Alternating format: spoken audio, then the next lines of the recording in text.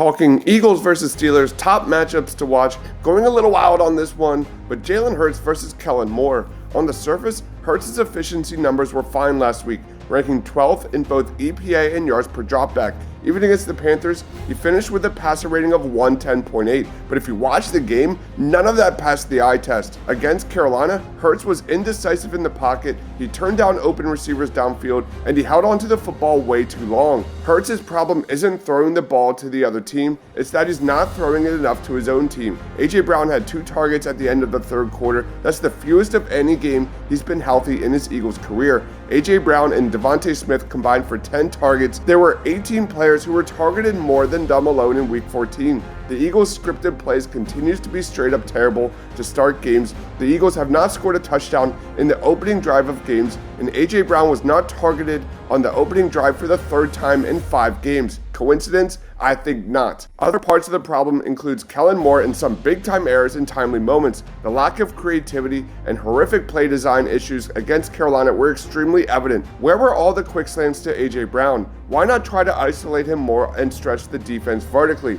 The Eagles tried to hit a few deep shots off of play action, and nearly every time there was an issue with the Eagles' pass protection. When you are throwing the football at such a low rate, you simply cannot afford to have 4 to 5 botched errors in pass protection, and this Eagles O-line is way too good for that. Did Jalen Hurts struggle against Carolina? Absolutely. Does he need to be more aggressive and take what the defense gives him? 1,000%. Long story short, the struggles of the passing offense does not fall entirely on the shoulders of Jalen Hurts, and this is the perfect week for Hurts and A.J. Brown to strike fast and strike hard against the Steelers secondary that is about as average as it gets. This is a huge week for Jalen Hurts in the passing attack to send a statement to the rest of the NFL.